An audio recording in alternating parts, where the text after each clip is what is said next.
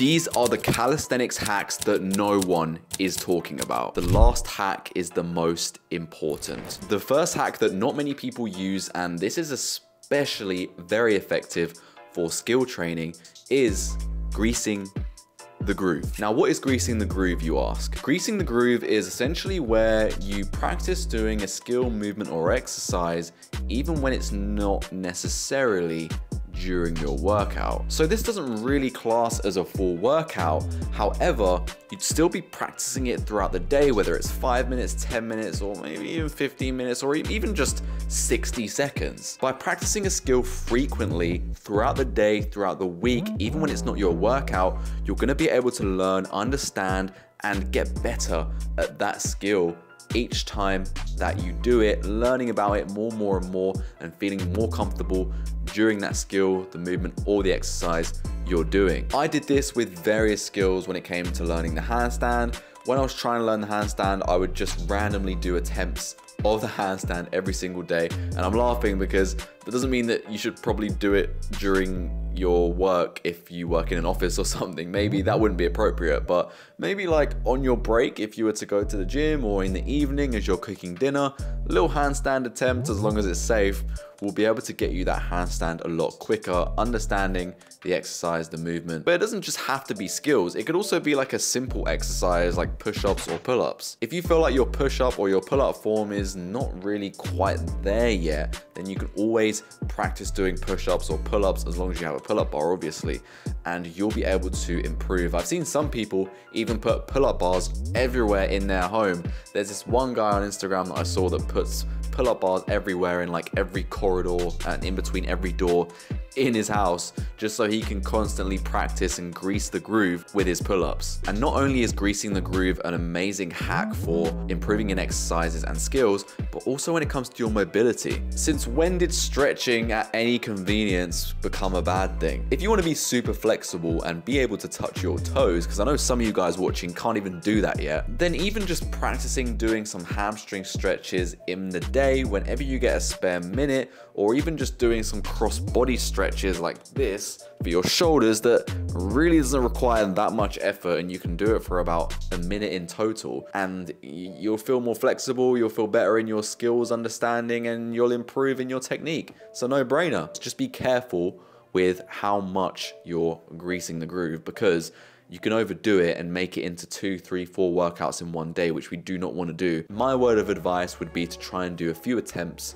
throughout the day. Maybe not every single day, but you could do it every day. Just make sure you don't overdo it and get in a habit of turning it into a full-blown workout, and you'll be good. The next hack you need to be utilizing, and some of you guys might already be smart enough to know this, but it's putting your skill training first in your calisthenics workout. So if you're trying to learn a skill, it is way more optimal to have it first in your workout, because you can put in maximum energy to that skill, meaning that your technique's gonna be good on it for the energy that you have, and also you're gonna be able to put more effort into that skill, as you know, you haven't done the rest of your workout yet. So if you guys are trying to learn the planche or the handstand or even the muscle up, then why would you do pull-ups first? Yeah, okay, you can do maybe one set of warm-ups for pull-ups and do a few reps just to, you know, warm up the body a little bit more, but don't do full-blown working sets of pull-ups before you do your muscle-up training. Same goes for something like the handstand or the planche.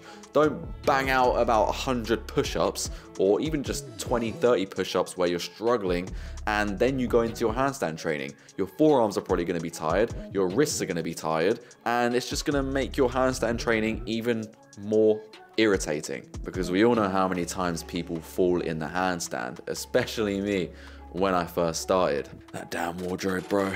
The next hack you need to be utilizing is having a deload week, okay? This is essentially where after about 6 to 8 weeks of your training, you introduce a week where you go very, very light, or you do very minimal workouts. So this could either be making the workout shorter, this could be making the workout less intense, and this could be simply just barely doing anything altogether. I would advise probably not doing barely anything altogether, because that way your body can fully recover from the strenuous exercise and, you know, all the fatigue your body endures over your calisthenics training, because it can be very, very tough on the joints. It could be very tough, obviously, on your muscles. And so having a full recovery before you go into your calisthenics routine again the next week is not only going to allow you to have amazing amounts of energy to put into your workout, but it can also result in more PRs and more PBs. So why would you not do that? Sometimes when I've come back from a deload week of doing nothing, I'll be able to hold a planche for like 10 seconds longer. Yeah, that's what I'm talking about, that kind of craziness. So add in the deload week, okay? Some of you guys I know are addicted to working out, and I'm not gonna lie, maybe I am too, but I at least have the maturity to be able to insert a deload week, especially if I'm feeling super fatigued. And also, having a deload week can be amazing for your central nervous system. So when it comes to training in calisthenics, your CNS is gonna take an absolute beating, especially if you're training at a high level. I mean, to be honest, it doesn't even have to be a high level. If it's a high level for you, for instance, if you've never done handstand push-ups before and you don't really ease yourself into it, you go full into handstand push-ups, or even if you're at a more advanced level and you try and do like the fingertip planche push-ups or something, then your central nervous system is not gonna be grateful for that. And it can very, very much likely result and induce injuries and unneeded injuries that can completely take you out for weeks, if not months. I remember one time when I was doing 90-degree handstand push-ups, my central nervous system really took a hit to the point where I was actually struggling to breathe for a day, okay? And yeah, I was a little bit worried. So be careful, don't overdo it, don't go crazy on your training, have that deload week, because you will be grateful in the long run and your body will thank you for it. The very last hack is to make sure you switch up the exercises in your routine every 6 to 8 weeks. Of course, some of you guys might have, you know, a bone to pick with me and you might be like, oh no, but I didn't do that and I still progressed. Okay, fine, maybe it worked for you, but I'm talking as a general rule of thumb, try to switch up the exercises that you're doing, whether it's supplementation exercises for the skills you're trying to learn, or even just the exercises itself. Because if you go from doing normal pull-ups to commando pull-ups after a few weeks, you might actually see an increase, and you probably will see an increase in your strength in your normal pull-ups, because you're targeting different areas of your back that you did not target before.